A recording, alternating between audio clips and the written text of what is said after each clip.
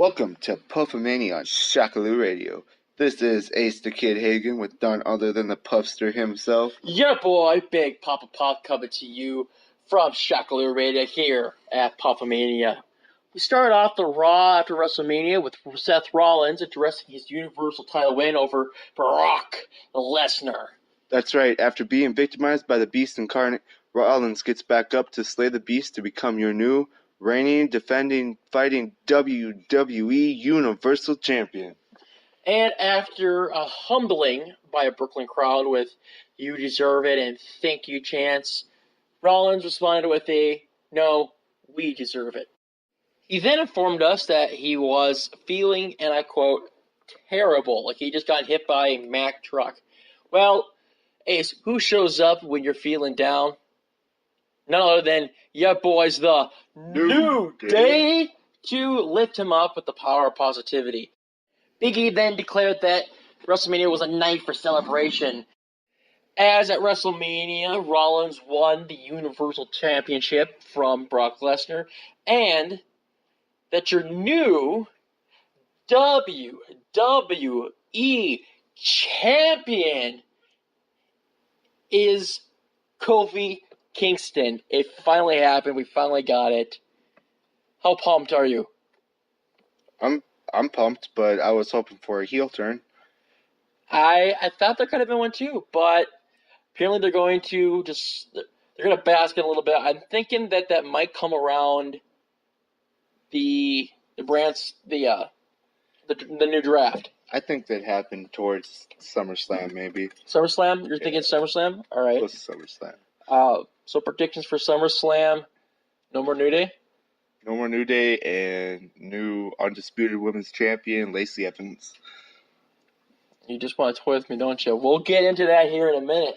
But we have some more things to talk about here with our boys, the New Day. First thing we gotta say is I have to put in there the Big E splits.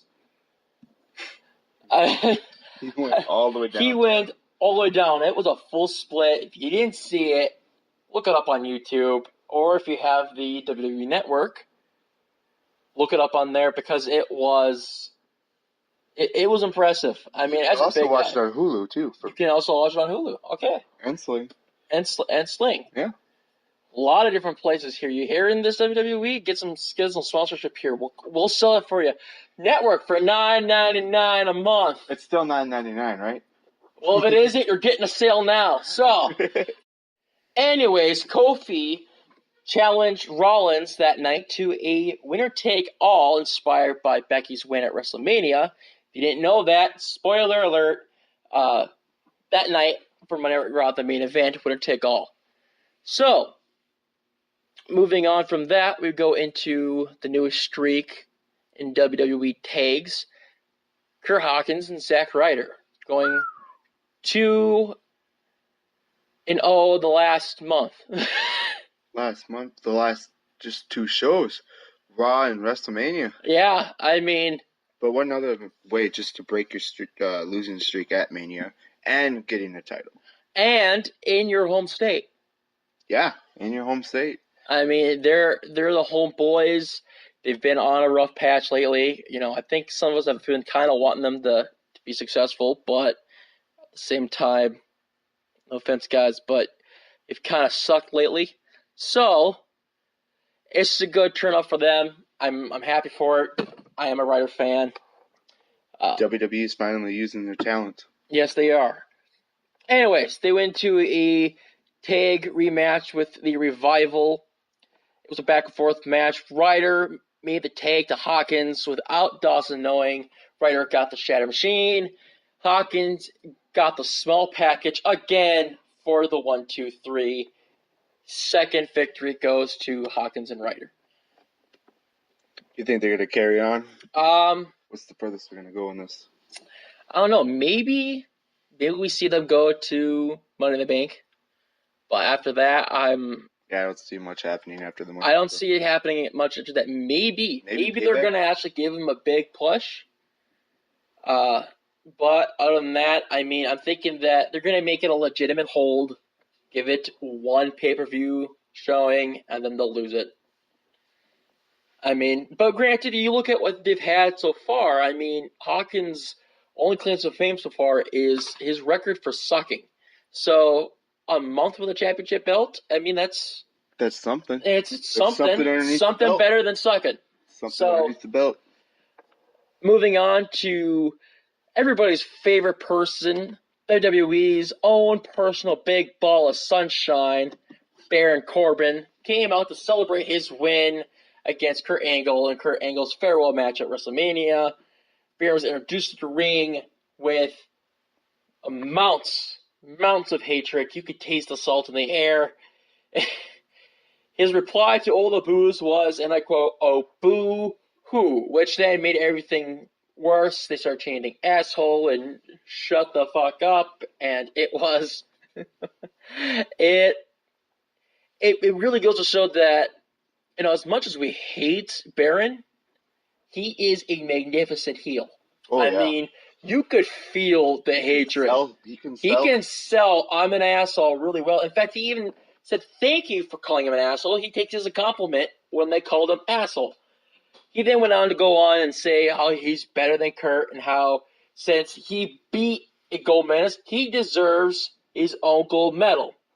And as New York booed, he called them dirty, and Kurt Angle came out to the ring and told Corbin that last night at WrestleMania, you beat me fair and square, you are the better man. He then held out his hand to shake and wish him luck in his future. They shook hands, and Angle said, bad luck. And Angle slammed into the ankle lock. Corbin taps out right away, scatters out of the ring.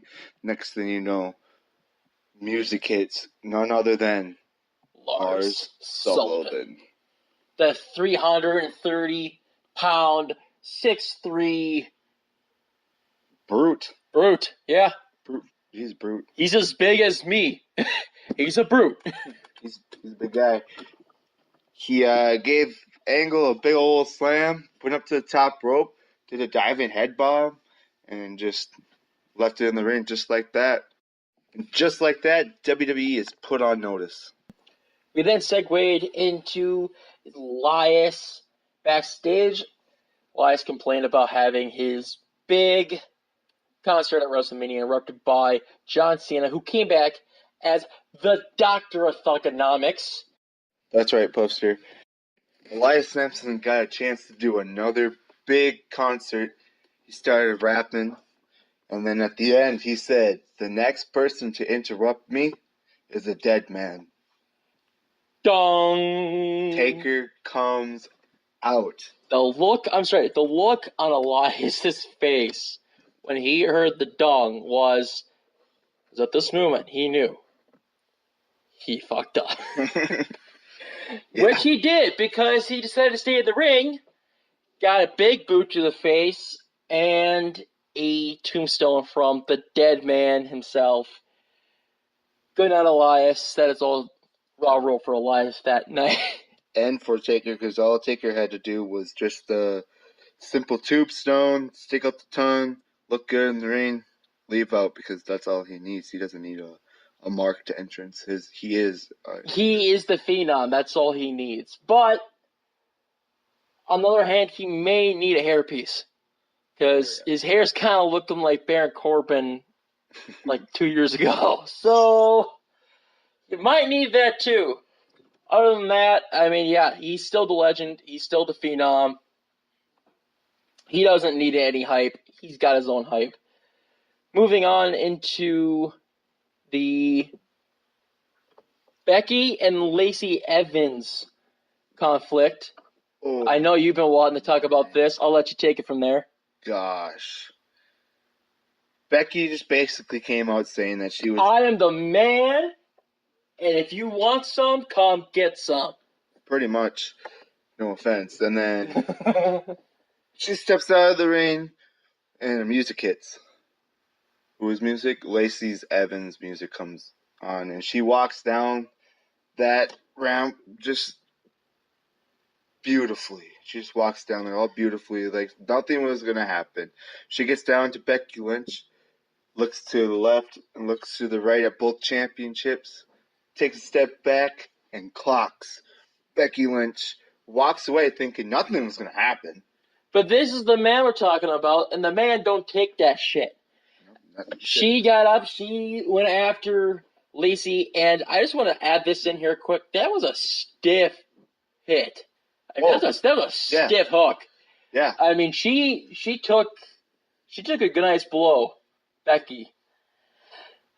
She did not take it lightly, though, because she got back up. She went right after Lacey. Probably so Lacey to not just simply falling over on those heels. Yeah. But those elbows, those to the back of the head, Lacey Evans gave to Becky Lynch. Dang. Well, and then it all ended up with a disarmer.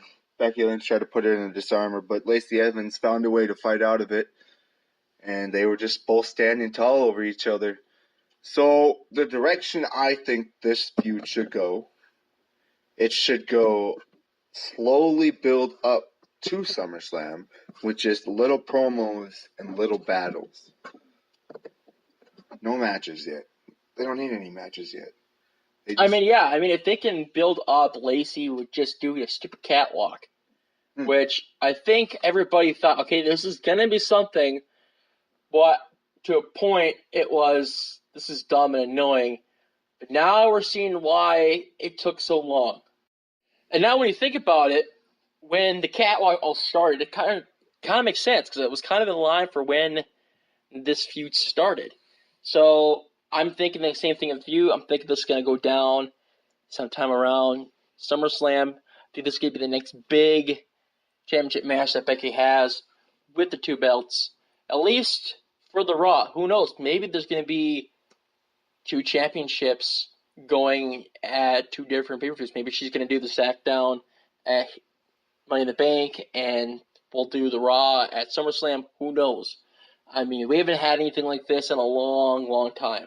In fact, we haven't had anything like this since my boy Jericho. So, moving on into a sadder point in Raw, Ambrose's last match against Bobby Lashley. Well, yeah, in WWE, we don't know. It could be forever. He's all in. He is? He's all in. Are you sure? I'm sure. Why not? I mean, can't see why you wouldn't be right. Billy Gunn went into it.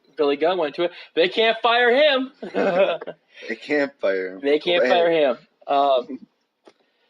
So, I think you're right, because the way that Ambrose went through his last match, which I believe he lost, right? Well, the match didn't even start. Yeah, that's right. Well, the fight that he was in, he lost. Yeah. Whether the bell rang or not, he lost. Got slammed right through the announcer's table. He got slammed right through the announcer's table. Big props to Bobby Lashley. Best heel move I've seen him do yet on Raw, saying, "Don't worry, Ambrose, I'll take care of your wife for you." After being put onto the announce table in front of Renee Young. Big heel move. Love it. I like the fact that Bobby Lashley came out and went full, complete heel on Ambrose, but there really was nothing to There really wasn't, and that makes me think that you're right with him going all in, because as we know, when you go to a different company, Vince doesn't take your goodbye very lightly. He is known to punish you for that, so I'm thinking this could be a punishment by Vince and Kennedy McMahon. Well, and also, Vince didn't let Kurt Angle pick his last opponent at WrestleMania. Vince had handpicked his opponent, and it was obviously Baron Corbin.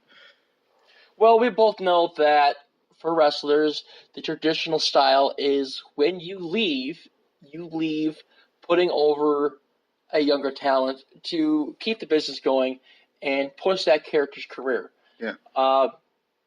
And the person that they said to do that with was Baron Corbin. And, I know Baron isn't the best on the mic, but he is so easily hated. He is such a good heel. Being that guy that just is all boo-hoo, look at me, I'm the bad guy. He plays that so well. And on Monday Night Raw, it just goes to show that being booed and all of that, it was just... Well, that's what you do when